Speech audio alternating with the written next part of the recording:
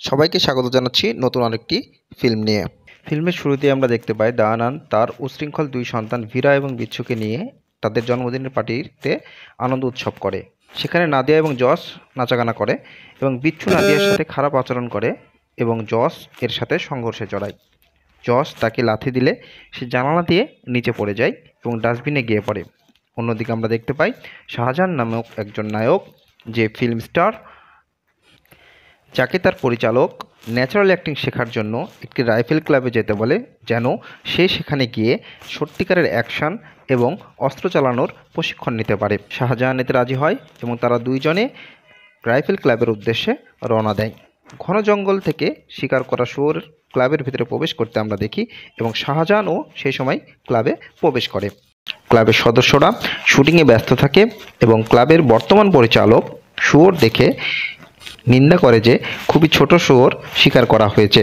এদিকে ক্লাবের দায়িত্বে থাকা আভারান শাহজাহানকে ক্লাবের গর্ব, অস্ত্র এবং ক্লাবের ইতিহাস সম্পর্কে বলে এবং সকলের সাথে তাকে পরিচয় করিয়ে দেয়।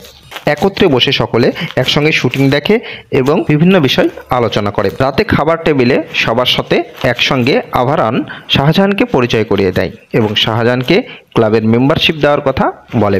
শাহজাহান তা সাদরে গ্রহণ করে এবং সকলকে ধন্যবাদ দেয়। আভারান রাতে শিকারের জন্য তৈরি হয় এবং সে জানতে পারে তার স্ত্রী গর্ভবতী। এই সময় ক্লাবে শাহজাহানের ছোট ভাই তার গার্লফ্রেন্ডকে নিয়ে প্রবেশ। শাহজাহানের ছোট ভাই হচ্ছে নাদিয়া এবং যশ। তারা ক্লাবে আসে এবং সবাইকে জানায় তারা কি করেছে। আভারান তাদেরকে আশ্বস্ত করে যে তারা যতক্ষণ এখানে আছে কোনো সমস্যা নাই এবং তারা শাহজাহানকে নিয়ে শিকারের উদ্দেশ্যে বেরিয়ে পড়ে। রাতে শিকারে যাওয়ার সময় সকলের উপস্থিতিতে সবাই আভারানের উপরে উপহাস করে এবং বলে সে যেন সত্যিকারের শিকার আজকে করতে পারে। আভারান তাদের উত্তর দেয় এবং সবাইকে নিয়ে শিকারে চলে যায়। তার স্ত্রীর কাছ থেকে সে বিদায় নিয়ে যেতে থাকে। অপরদিকে সবাই নাদিয়া এবং যশের সাথে গল্প শুরু করে, জানতে চায় তারা কিভাবে কি করেছে, কেন করেছে, কিভাবে হয়েছে, তাদের সম্পর্ক কতদিনের এবং বিস্তারিত সব কিছু। তারা তাদেরকে আশ্বস্ত করে যে তারা যতক্ষণ ক্লাবের মধ্যে আছে তারা নিরাপদ আছে এবং তাদের দায়িত্ব ক্লাবের সদস্যদের। অপরদিকে নাদিয়া এবং যশের সন্ধানে বের হওয়া ভীরা সেখানে প্রবেশ করে এবং জানতে পারে যে তারা দুইজন এখানেই আছে। সে তার বাবা দয়ানন্দকে বিষয়টি জানায়। দয়ানন্দ তাকে বলে সে না আসা পর্যন্ত সে যেন চুপ থাকে, কিন্তু সে ফোনে জানতে পারে যে তার ভাই ইতিমধ্যেই মারা গেছে। তার বাবার নিষেধ অমান্য করে সে ক্লাবে যায় এবং ক্লাবের সবাই সে সময় মজা করছিল, পার্টি করছিল। ভীরা সেখানে প্রবেশ করে এবং সবার উদ্দেশ্য করে গুলি চালায়। ক্লাবের কেউ কোনো রকম রেসপন্স করে না। শাহজাহান এবং আভারান জঙ্গলে শিকার করতে সময় শাহজাহান গুলি চালায়, কিন্তু শুয়োরের গায়ে সেটি লাগে না। ফলে শুয়োর তাদের দিকে ক্ষিপ্র গতিতে এগিয়ে আসলে আভারান তাকে গুলি করে এবং মেরে ফেলে। অপরদিকে ক্লাবের সদস্যরা ভীরা এবং তার সঙ্গীদের ওপরে সুকৌশলে গুলি করে এবং সবাই তাতে গুলিবিদ্ধ হয়, ভীরা সহ। সদস্যদের একজন জঙ্গলে থাকা আভারান এবং তাদের সঙ্গীদের উদ্দেশ্যে একটি সিগন্যাল দেয়, কিন্তু তারা সেটি দেখতে পায় না। ইতিমধ্যে দয়ানন্দ তার সঙ্গীদের নিয়ে ক্লাবের কাছে আসে এবং সে জানতে পারে যে তার অবর্তমানেই তার ছেলে ক্লাবে গেছে এবং গুলিবিদ্ধ হয়ে তাদের কাছে রয়েছে।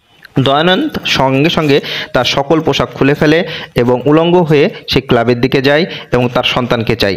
সে তার সন্তানকে নিয়ে সেখান থেকে ফেরত আসে। অপরদিকে আভারানের স্ত্রী কুকুরকে দিয়ে তাদের কাছে সংবাদ পাঠায়, কিন্তু কুকুরটি বাঘের আক্রমণের শিকার হয় এবং মারা যায়।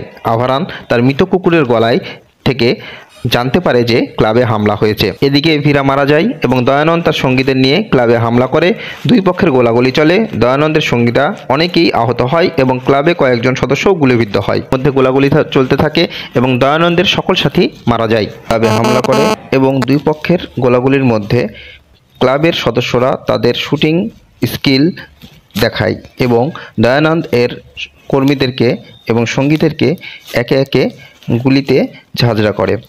দয়ানন্দ এর শুটাররাও অনেক কয়েকজন ক্লাবের সদস্যদের আহত করে এবং ক্লাবের সদস্যরা একসময় কোণঠাসা হয়ে পড়ে, কারণ তাদের কাছে পর্যাপ্ত পরিমাণ গুলি থাকে না। তারা সে সময় চিন্তা করতে থাকে কি করবে। সে সময় আভারান আসে এবং তাদের শক্ত প্রতিরোধ গড়ে তোলে। দয়ানন্দ সে সময় ক্লাবে আসে এবং ক্লাবের লোগোতে প্রসাব করে এই সময় দুই পক্ষের মধ্যে আবারও তীব্র গোলাগুলি শুরু হয় এবং দয়ানন্দের এক এক করে সব সঙ্গী মারা যায়। দয়ানন্দ কোনো রকম সুযোগ না পেয়ে ক্লাবের সদস্যদের কাছে আত্মসমর্পণ করে এবং তাদেরকে তাচ্ছিল্য করতে করলে ক্লাবের সদস্যরা একসাথে তার উপরে গুলি চালায় এবং দয়ানন্দ সেখানে গুলিবিদ্ধ হয়ে মারা যায়। এভাবেই ক্লাবের সদস্যদের হাতে দয়ানন্দ এবং তার পুরো পরিবারের নাশ ঘটে। এই ছিল আজকের ফিল্ম রাইফেল ক্লাব এর সম্পূর্ণ বাংলা এক্সপ্লেনেশন।